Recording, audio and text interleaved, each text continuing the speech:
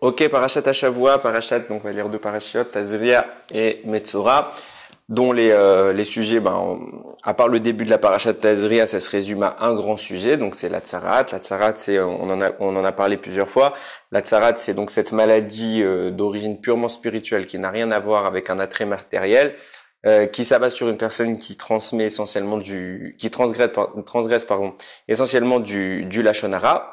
Et donc la mitzvah de l'interdiction de la Lashon Hara. Et donc une personne qui ferait ça, à par étapes, ça va se passer, ça va frapper, il va avoir des traces, des marques qui vont apparaître sur les murs de sa maison. Puis s'il ne se repent pas, ça atteindra ses habits. Puis encore une fois, s'il ne se repent pas, ça atteindra son corps. Et dans tous ces cas-là, la personne est déclarée, donc les objets, en tout cas partant de la maison jusqu'à la personne, au fur et à mesure, seront déclarés impurs par le Kohen, qui est le seul habilité à déterminer si en effet la tâche qui est apparue est une tâche de tsaraat ou est-ce que c'est une tâche d'autre chose. Donc si c'est en effet une tâche de tsaraat, la personne est déclarée impure pour un cycle de 7 jours. Et en fonction, il est donc excommunié quelque part du camp, il doit être retranché. Et pendant ces 7 jours, il a tout intérêt à faire tchouva. S'il fait tchouva, donc la plaie va se résorber et le Kohen va reconnaître au bout des 7 jours les signes évocateurs de cette tchouva. Donc il va lui donner la possibilité de se purifier à nouveau, de retourner à nouveau dans le Ham Israël. Par contre, si Chas v'Shalom, la personne ne fait pas tchouva et donc qu'elle continue, alors on repart à chaque fois pour un cycle de 7 jours, 7 jours, jusqu'à ainsi de suite qu'il parvienne à guérir de sa Avera, à guérir donc de la Tsaraat. Et après cela, la Torah évoquera donc en fonction des cas, quel type de tâches font qu'on est impur, ou quel type de tâches font qu'on ne sommes pas impurs, quel type de tâches évoque un doute qui nécessite qu'on renouvelle le processus, et à la fin, évidemment, lorsque la personne est méritante et qu'elle va avoir le droit de se purifier, on va évoquer tout le principe, tout le processus de purification de la personne. Donc après ça, elle redeviendra tout à fait admise dans le Ham Israël. Mais avant ça, la Torah parle de l'enfantement. Donc vous savez que, bien qu'on n'applique pas tout pareil qu'à l'époque, puisqu'on n'a plus le Beth Amikdash, une femme, lorsqu'elle enfantait, elle avait des règles à respecter vis-à-vis de l'enfant à naître. Donc si elle enfantait, alors il y a toute une raison pour ça, pour cette différence entre le garçon et la fille, mais en tout cas, si elle enfantait un garçon, alors elle était impure à cause du sang de l'enfantement, elle était impure pour une période de 7 jours, puis pure pour une période de 33 jours. Et si c'était une fille, on doublait les deux périodes, donc 14 et 66 de pureté. Ok, et évidemment, au 8e jour, il fallait pour le garçon qu'on accomplisse la Brit Mila. Ça, c'est le sujet d'introduction de notre paracha. Et on va poser ici une question qui est très intéressante, qu'on a déjà pu évoquer ailleurs dans un autre Dvar Torah sur la même paracha, mais on va réfléchir ensemble sur peut-être une nouvelle réponse.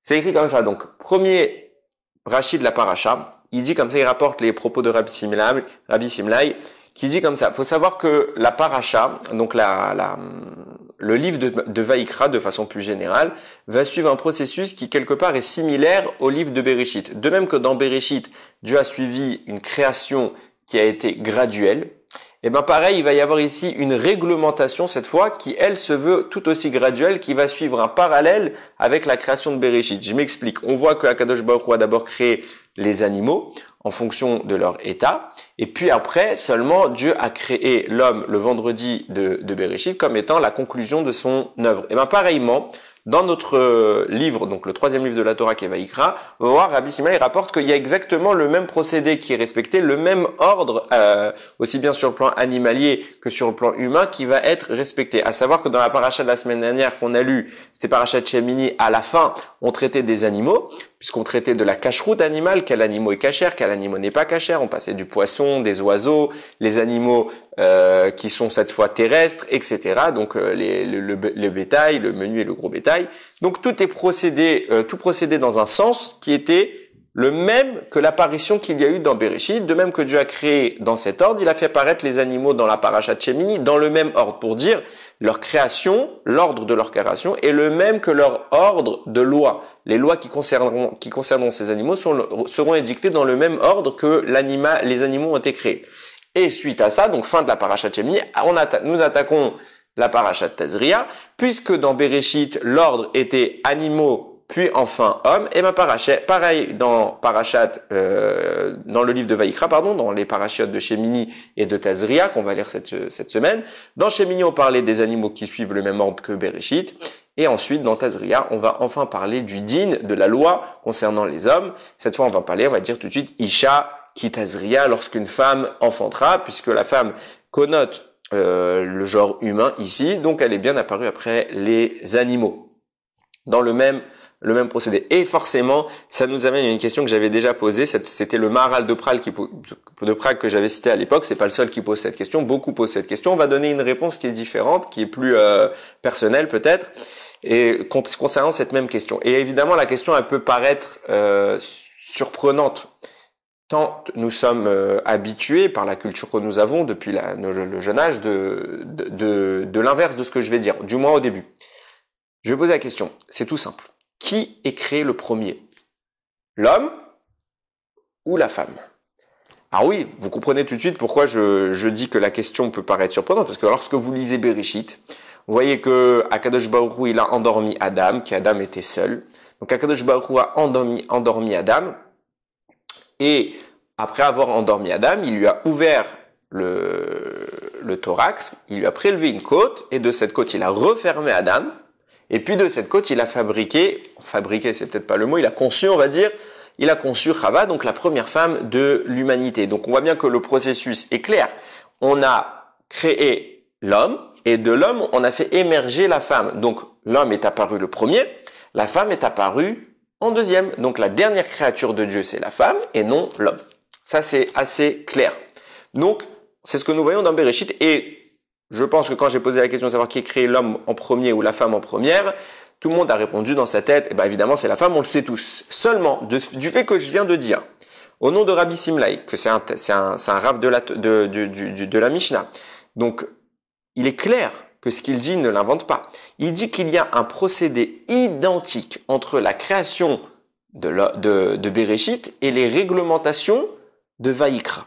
Donc, ce qui est apparu dans l'ordre de Bereshit devrait apparaître dans l'ordre de Vaïkra. Or, quand on vient d'expliquer la chose, quand on a dit que la semaine dernière nous avons lu les animaux, là dans notre paracha, la première à apparaître n'est pas, la première créature à apparaître, c'est bien écrit Isha ki Tazria.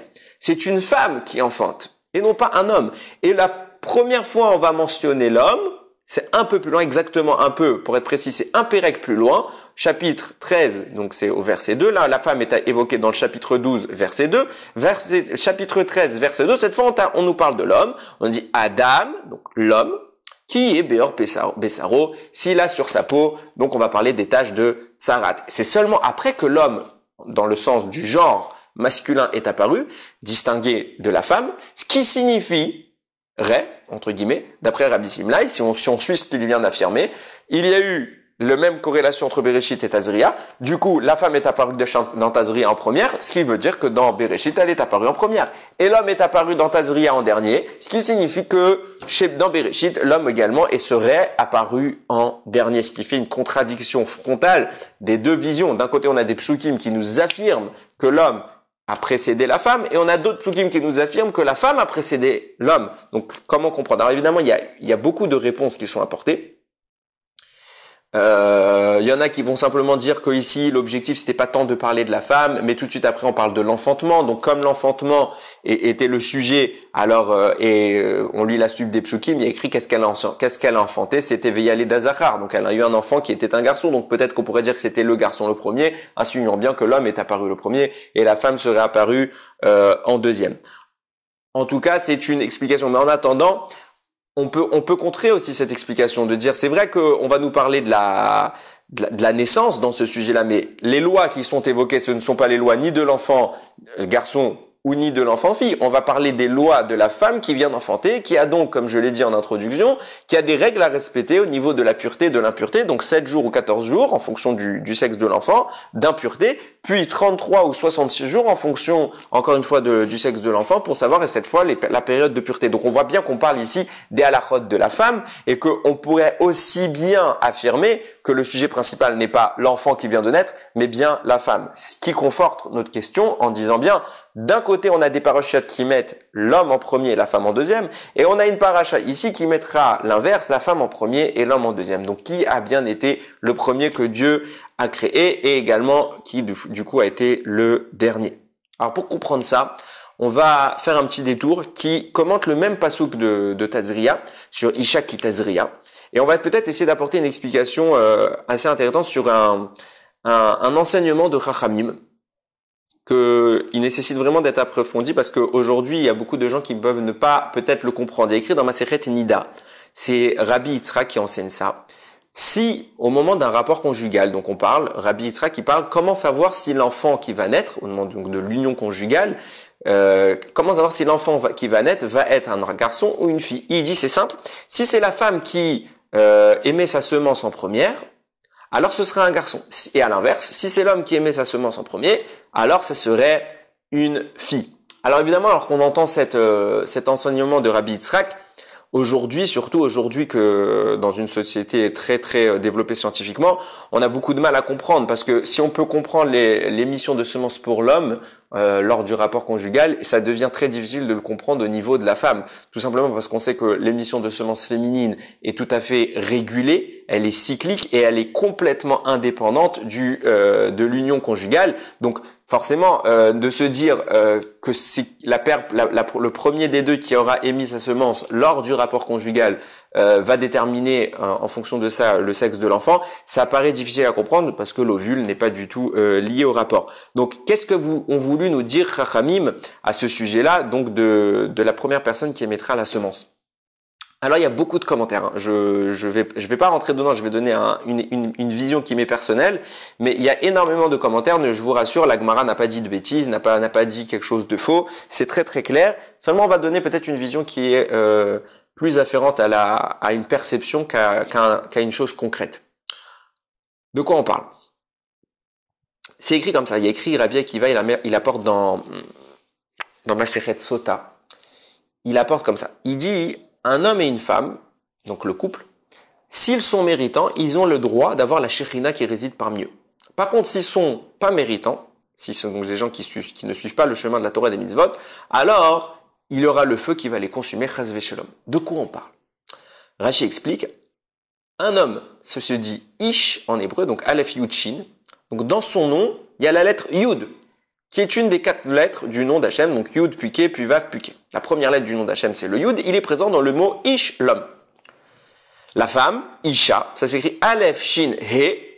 Donc dans son nom, il y a le He, qui est la deuxième lettre du nom d'Akadosh Baruch Hu, Yud, puis Ke. Donc quand l'homme et la femme s'unissent, alors il y a, en cas de respect de la Torah, respect d'Akadosh Baruch Hu, alors il y a le Yud et le Ke, qui sont deux des lettres qui sont les 2 premières lettres du nom d'Akadosh Baruch Hu, et qui seront cette fois le symbole de la présence d'Akadosh Baruch Hu dans le couple, donc quelque part la présence du shalom, la présence de la pérennité du couple et de tout ce qui peut être positif.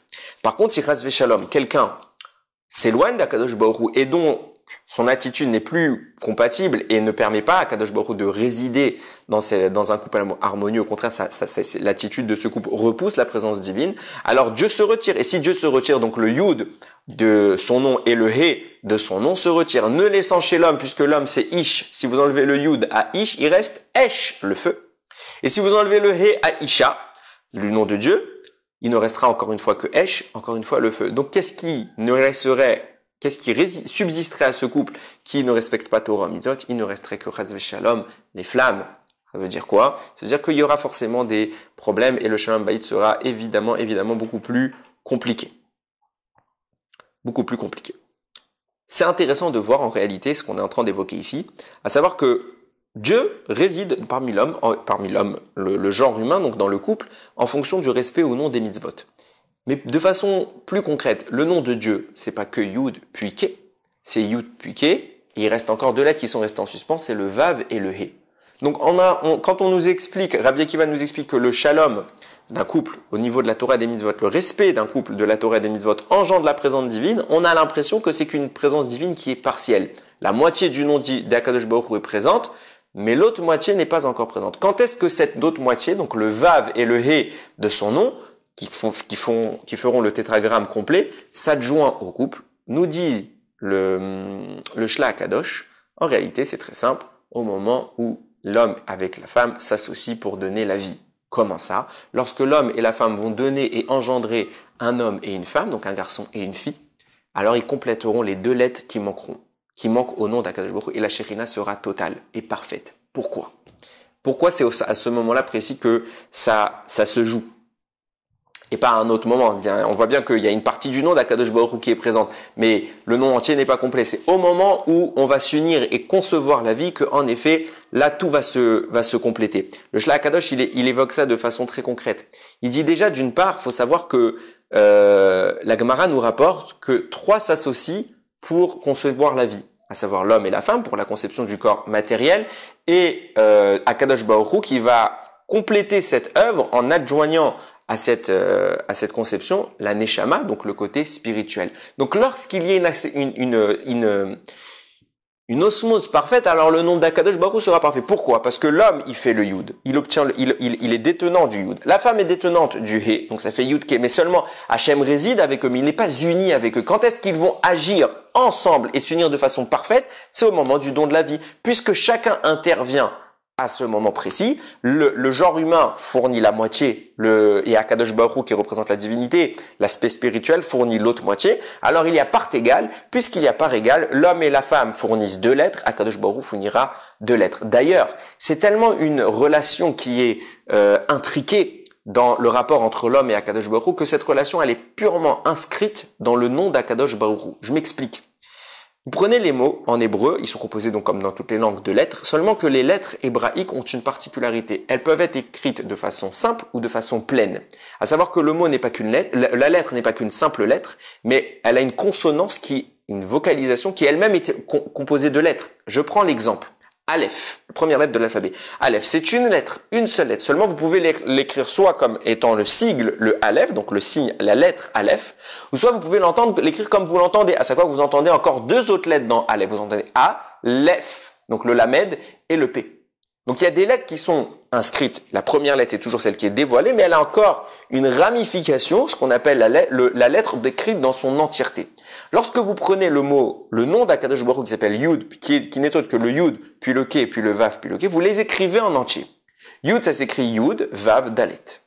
Ke, le He, ça s'écrit He, Aleph. Vav, ça s'écrit Vav, Aleph, Vav, et encore le He. Si vous écrivez ce mot en entier, et vous calculez la valeur numérique du mot intégral, donc de toutes les lettres qui représentent l'aspect dévoilé d'Akadosh Baruch Hu, alors dans ce cas-là, vous obtenez la valeur numérique 45, qui s'avère justement être la valeur de Adam. Adam, valeur numérique, l'homme, 45. L'homme dans la conception du genre humain. Et dans l'homme, on voit qu'il y a également l'inscription, l'insinuation de la femme, au genre féminin cette fois. À quel moment? C'est que quand vous prenez les lettres dévoilées du nom d'Akadosh Baruch Hu, Yud, puis Ke, puis Vav, puis Ke, vous les supprimez parce que c'est ce qui est dévoilé. Vous prenez que ce qui est caché, donc les lettres qu'on ne prononce pas dans le nom d'Akadosh Baruch Hu. Donc dans le Yud, vous prenez le Vav et le Dalet, puisque Yud s'écrit Yud, Vav, Dalet. Vous prenez Vav, Dalet. Dans le He, vous prenez que le Aleph, parce que le He, c'est la partie dévoilée. Peut-être que je mettrai dans la vidéo les lettres pour qu'on puisse mieux comprendre. Donc quand vous prenez toutes les lettres cachées, vous prenez les lettres qui ne sont pas prononcées, ben justement, vous prenez exactement la valeur numérique de ces lettres, c'est la valeur numérique de Chava. Donc pour dire que l'ensemble de l'union homme-femme est complètement inscrite dans le nom d'Akadosh Baruch Hu. Quand est-ce que Akadosh Baruch Hu s'exprime pleinement dans ce monde? Et c'est là que c'est invraisemblable. Contrairement à nous, nous avons une vision qui est frontalement opposée au christianisme sur le rapport à la conception de la vie, qui eux vivent à l'ascétisme, le sommet de la religion pour eux, c'est de se priver de l'union conjugale, alors que nous disons que c'est à ce moment-là que l'expression d'Akadosh Baruch Hu est la plus totale. Au moment de la vie, on s'adjoint à Akadosh Baruch Hu. C'est là qu'on réellement devient ses associés, et on va voir à quel point. Mais en attendant, l'homme et la femme, lorsqu'ils s'unissent, permettent de compléter le nom d'Akadosh Baruch Hu, et la Shekhinah réside parfaitement, et plus de façon restreinte. Il n'y a pas que le Yud et le He, il y a le Yud, le Ke, le Vav et le Ke. La Shekhinah est présente au moment de la conception de la vie. Et ça, forcément, ça mène à quelque chose de très très très intéressant. À savoir, et c'est basé sur un des propos du Maharal de Prague, bien que je ne vais pas dire exactement ce qu'il dit, mais on va se baser sur ce qu'il avance. Puisque l'homme fournit dans la création de la vie, l'homme fournit le Yud. de l'union avec Hachem. La femme fournit le He, et Hachem fournit le Vav et le He. On sait tous que lorsqu'on fait les mitzvot, il y a deux dimensions dans la mitzvah.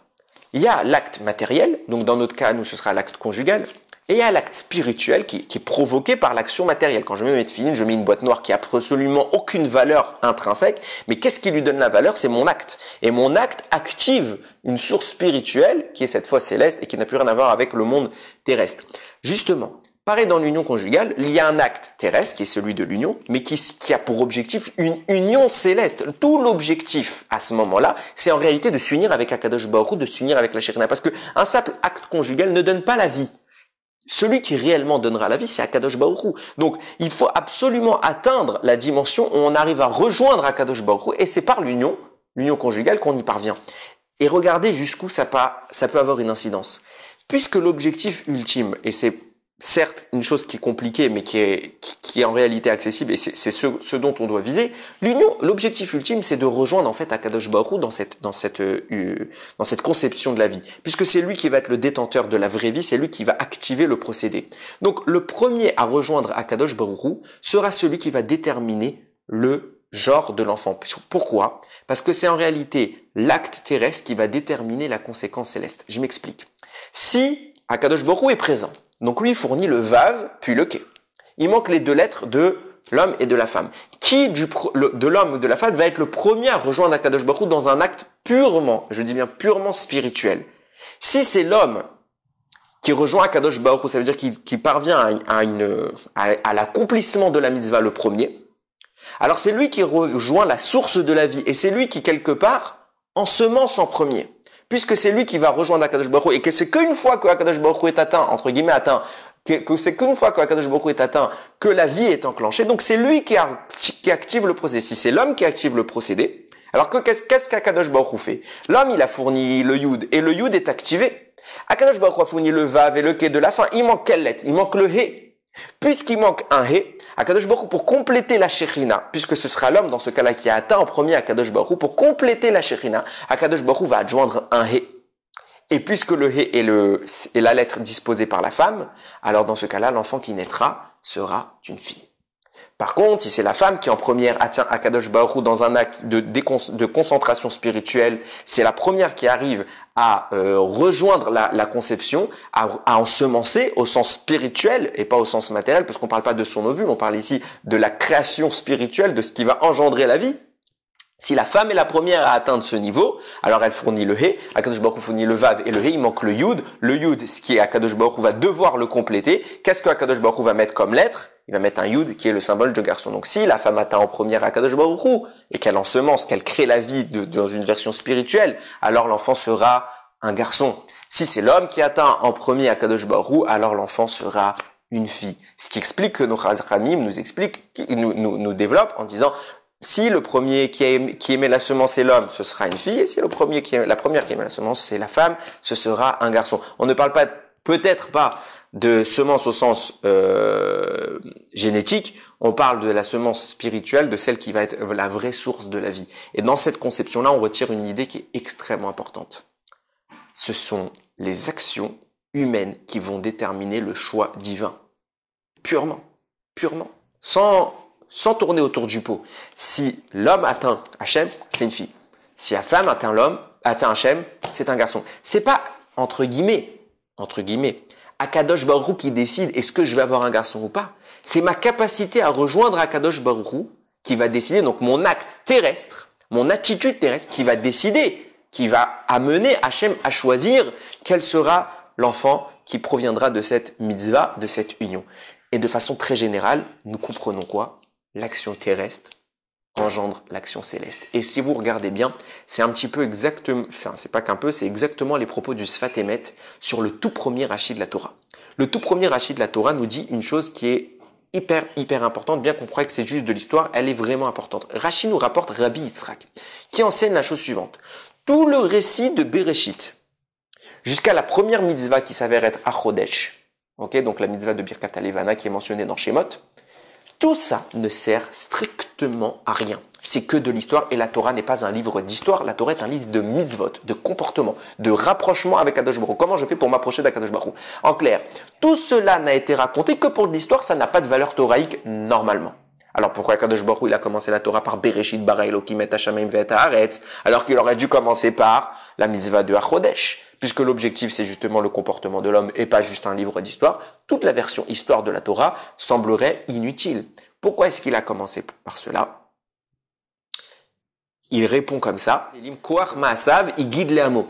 La force, la grandeur de ses actes, il l'a dit à son peuple. Pour dire quoi? Si les goyim, ils viennent un jour et dire les Bnei Israël, vous êtes des voleurs, parce que vous nous avez volé la terre d'Eretz Israël, alors nous leur répondons, qui a créé la terre d'Eretz Israël? C'est Akadosh Baruch Hu, il la donne à qui il veut, il vous l'a donné un temps, il nous l'a donné maintenant à nous, c'est lui le patron, c'est lui qui fait ce qu'il veut.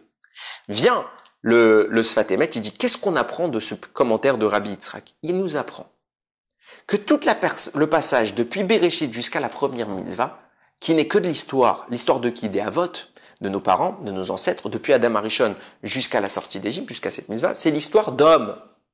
Eh ben, ça s'appelle de la Torah. Ça veut dire quoi que ça s'appelle de la Torah? Ça veut dire que l'action que la Torah va narrer, c'est de la Torah. L'acte de l'homme est l'essence de la Torah. La Torah n'est pas juste un code de loi. La Torah est définie et l'aspect spirituel de ce monde de façon plus générale est défini par l'action de l'homme. Lorsque Adam mange, ça s'appelle de la Torah. L'action de l'homme va avoir un impact dans ce monde. Ça s'appelle de la Koach Ma'asav. C'est ça qu'il est dit, qu'il apporte le Sfat Emet. Il dit Koach Ma'asav. Il guide les hameaux. Il a dit à son peuple la grandeur de ses actes. Ça veut dire quoi la grandeur de ses actes? Ça veut dire qu'il a donné au peuple la grandeur de l'acte. Il ne lui a pas seulement dit, il lui a expliqué comment donner à l'acte d'Akadosh Baruch Hu un sens. Le sens que l'Akadosh Baruch Hu va donner à ce monde est uniquement entre les mains de l'homme, il dépend de son acte. Si nous faisons Torah au mitzvot, alors ce sera un sens. Si Chas v'Shalom, nous ne faisons pas Torah au mitzvot, ça ira dans un autre sens. Et c'est exactement ce qui se passe dans la conception de la vie. Si la conception de la vie est régie par l'aspect spirituel de l'homme, alors ça ira dans le sens de la création qui est inhérente à l'homme, donc par l'opposé, donc la femme, c'est le complément. Et si c'est la femme qui en première atteint cet objectif, on ira dans le complément de la femme. Donc en clair, tout est entre les mains de l'être humain. L'être humain va définir l'impact, l'orientation et l'action du monde au travers d'Akadosh Baruch Hu. Et c'est une chose qui est vraiment fondamentale. Tout est toujours entre nos mains. Tout est entre nos mains. C'est jamais Akadosh Baruch Hu qui décide juste parce qu'il a décidé. C'est en réalité Akadosh Baruch Hu qui décide en rapport avec ce que nous méritons, ou plus précisément, en rapport avec ce que nous avons nous-mêmes mis en place. Il ne s'agit pas tant de mérite, il s'agit d'une action qui provoque. C'est A implique B. C'est nous qui créons cette situation-là. Et maintenant, pour en revenir à ma question d'origine, qui de l'homme et de la femme a été créé en premier? Et c'est là que, maintenant qu'on a cette introduction, j'ai envie de dire qu'on peut enfin comprendre qui de l'homme et de la femme a été en premier et quels sont ces psukim qui se contredisent. Il y a écrit comme ça dans la Gemara, dans Masechet Sanhedrin.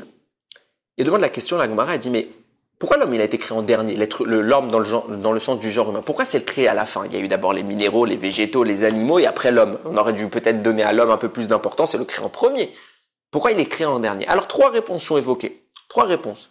Première réponse, parce que de peur qu'on arrive à dire que nous avons été, nous-mêmes, avec Akadosh Baruch Hu, bien sûr, sans vouloir l'annuler du compte, mais nous sommes les créateurs du monde. Et donc, on pourrait avoir, Chas v'Shalom, cette appréhension de grandeur, de dire, nous sommes les créateurs du monde. Donc, Akadosh Baruch Hu t'a créé en dernier, comme ça tu dis, t'es pas créateur du monde, parce que tout ce qui est là, ça a été créé avant toi. Donc, t'étais pas là pour le créer. Ça peut pas être toi le créateur. Première réponse d'Admar. Deuxième réponse, elle dit pas, ils sont pas en contradiction, il dit d'avoir une autre possibilité d'expliquer la chose, de peur que le type, il commence à devenir trop frimeur, à s'enorgueillir, et qu'il dise, ah, t'as vu, c'est moi le boss de ce monde. Et nous, donc, qu'est-ce que pourraient lui répondre les autres? On pourrait lui expliquer, oui, c'est vrai que t'es peut-être le boss, mais sache que même une mouche, elle a été créée avant toi. T'es le dernier, t'es tout en bas. Tout dernier de l'édifice. T'as peut-être beaucoup moins d'importance que la fondation. Donc c'est pour relativiser les choses. Troisième réponse, afin que l'homme puisse tout de suite pratiquer les mitzvot. Shabbat arrivé, Adam est créé vendredi, on n'a pas le temps d'attendre. Adam, il faut qu'il fasse des mitzvot, il est là pour faire des mitzvot. Donc on le crée dès qu'il peut faire des mitzvot. Shabbat arrive, tac, t'es prêt, tout est prêt. Shabbat, fais ta mitzvah de Shabbat. 3 réponses qui a priori semblent ne pas être les mêmes, mais en réalité on va se rencontrer très vite que ce sont les mêmes réponses. Pourquoi? Parce que David Amelach nous a donné la réponse. David Amelach dans le Tehillim 139, il écrit comme ça, il dit Achor vakedem tsartani. Alors je vais traduire de façon très littérale. Achor à l'arrière, Vakedem et au devant, Tsartani, tu m'as créé. Ça veut dire quoi? Au devant et à l'arrière. Et là, le Midrash répond, si l'homme est méritant, alors on lui dira, mais tu es génial. Tu as été créé, ta création devance même les malachim, même les anges, ils n'ont pas été créés avant toi. Et si Razvé Shalom, l'homme n'est pas méritant, alors on lui dira l'inverse. Ta création, elle est pitoyable. Tu es la dernière créature, même une mouche, elle a été créée avant toi. Qu'est-ce que ça signifie? Qu'est-ce qu'on essaie d'évoquer par là? On essaie d'évoquer l'idée très simple que de l'homme, c'est ce qu'on explique depuis tout à l'heure, il a deux dimensions. Il a sa neshama et son corps. Au niveau de la création, le corps humain est la dernière créature de Dieu. Elle arrive après une petite mouche. C'est la moins importante de toutes. Mais d'un autre côté, il y a sa neshama, qui elle a devancé le monde. Elle est bien avant. Et du fait de cette neshama, l'homme pourrait croire, puisque moi je devance le monde, et au vu de tout ce que je viens d'expliquer, que l'homme, par son action, définit l'attitude d'Akadosh Baruch Hu, alors je suis l'adjoint d'Akadosh Baruch Hu au sens propre du terme. Et en effet, on a le pouvoir d'être l'adjoint d'Akadosh Baruch Hu. Mais bien la Torah te dire, c'est pas naturellement que tu es l'adjoint d'Akadosh Baruch Hu. Il y a une condition, et c'est ça les deux explications qui suivent après. Soit on te dira, parce que tu t'enorgueillis, t'es moins qu'une mouche. Soit on te dira, il faut que tu pratiques tout de suite les mitzvot. Tu veux être l'adjoint d'Akadosh Baruch Hu, fais Torah en mitzvot. Si tu fais Torah en mitzvot, tu es l'adjoint d'Akadosh Baruch Hu, tu devances les malachim, et oui, tu pourras dire que tu as créé le monde avec lui. Par contre, si Ras Veshalom, tu t'enorgueillis et tu fiches rien, tu donnes présence non pas à ta neshama, mais à ton corps, alors tu es la dernière créature d'Akadosh Baruch Hu et tu es moins qu'une petite mouche. Tout dépend de l'ordre dans lequel on place notre importance. Place-t-on notre importance vis-à-vis d'Hachem, Torah ou mitzvot? Et donc, dans ce cas-là, on s'élève au niveau de la neshama et on est les priorités, on est la première créature. Ou place-t-on notre importance au niveau du corps? Dans ce cas-là, on est la dernière créature. Maintenant, on va pouvoir répondre à notre question. Qui a été créé l'homme en premier, l'homme ou la femme? On a vu qu'il existe des psukim, ceux de Bereshit, qui disent la femme a été créée en première. On a vu qu'il existe des psukim dans Tazria qui disent l'homme a été créé j'ai dit l'inverse. Dans Bereshit, la femme a été créée en deuxième et l'homme en premier. Et des psukim dans Tazria qui disent la femme en première et l'homme en deuxième. Et je vais vous dire, il y a même une troisième catégorie de psukim, dans Bereshit encore, qui dit Zachar venekeva bera'am, il les a créés mâle et femelle en même temps. Donc ça veut dire que l'homme et la femme sont apparus de façon simultanée, il n'y a pas eu de présence. Donc on a tous les cas de figure possibles. D'un côté, l'homme en premier, d'un côté, la femme en premier, d'un côté, les deux en premier. Qu'est-ce que ça signifie? Tout dépend de nos attitudes. Si l'homme est vertueux et que la femme, elle n'est pas vertueuse, alors forcément, qu'est-ce qui se passe? L'homme, il exprime sa neshama, donc il exprime l'aspect initial de la création, et lui est la première créature de Dieu, celle qui est adjointe avec Akadosh Baruch Hu. Dans ce cas-là, lui, il devance, il est la première créature. Par contre, Hazvesham, la femme qui ne serait pas dans ce cas de figure, elle arriverait à la fin, puisqu'elle ne exprime plus sa neshama, elle exprime que son corps, elle exprime pas la Torah et le mitzvot, elle exprime le refus d'Akadosh Baruch Hu. Alors elle arrive en tout dernier de la création, expliquant que dans la parashat Bereshit, l'homme devance et la femme dans un pasouk et la femme arrive en deuxième. Par contre, à l'inverse, si c'est la femme qui est une sadéquette et l'homme qui ne suit pas ce derech-là, alors forcément la femme exprimera son aspect divin, son aspect qui précède la création, son aspect qui la met au sommet des créatures. Et dans cette conception-là, elle est la première créée, tandis que son mari, à l'inverse, dans notre paracha, dans notre paracha, arriverait à la fin de la création, dans parachat Tazria, ce passouk-là qui explique que l'homme est créé après la femme, il arriverait à la fin de la création. Et enfin, si on a un couple qui marche dans la même direction, alors, ils ont été créés en même temps. À quel moment? Tout dépend. Si c'est un couple de Rechaim, Chas Veshalom, ils sont les deux créés à la fin de la création du monde en même temps. Et si c'est un couple de Tzadikim, les deux, ils sont créés au début du monde, mais en même temps. Tout dépendra. C'est pour vous dire que nos actions, elles ont même un impact sur notre rôle hiérarchique, j'ai envie de dire, dans la création du monde. Où nous nous plaçons? Sommes-nous en bas de l'échelle ou en haut de l'échelle? Qui sommes-nous? C'est ça la question qui se pose en réalité quand on demande qui a été créé en premier, l'homme ou la femme. En fait, le genre, on s'en fiche. La question, c'est qui tu es. Es-tu le sommet de la création ou tout en bas?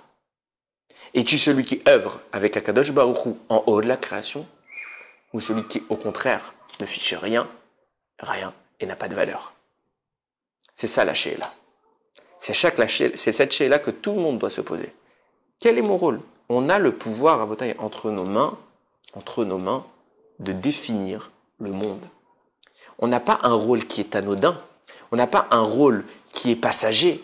On a un rôle créateur, constructeur. C'est un rôle, c'est pas qu'un rôle, c'est une responsabilité. Le judaïsme Quand on dit que le Ham Israël a une importance particulière, on n'a pas une importance particulière, on a une responsabilité particulière. De nous dépend le monde, de nous dépendent les choses. C'est à nous de définir dans quelle voie on va orienter l'univers. Alors c'est à nous de comprendre qu'on a une mitzvah, elle a une importance. Il est ratson que chacun d'entre nous, chacun encore une fois à son niveau, il profite de chaque instant pour se renforcer dans Torah mitzvot. Et je vais vous dire, c'est pas que le limoud qui compte. Parce que bien sûr, j'en ai beaucoup parlé dans les autres vidéos, bien sûr qu'on a profité de ces instants de confinement, etc. pour plus étudier. Mais l'objectif ultime, c'est les midot. C'est les midot. Je n'étudie pas pour avoir du savoir, j'étudie pour changer, pour me transcender. Je travaille mes midot. Je veux m'énerver, je ne m'énerve pas. Je veux péter un câble, je ne pète pas un câble. Je veux me disputer, je veux gronder. Non, je les éduque, mes enfants, je ne les gronde pas. Je les éduque. C'est pas pareil. Parce que arriver à se déferler son impatience de pouvoir sortir dehors sur nos enfants, ça revient à détruire nos enfants.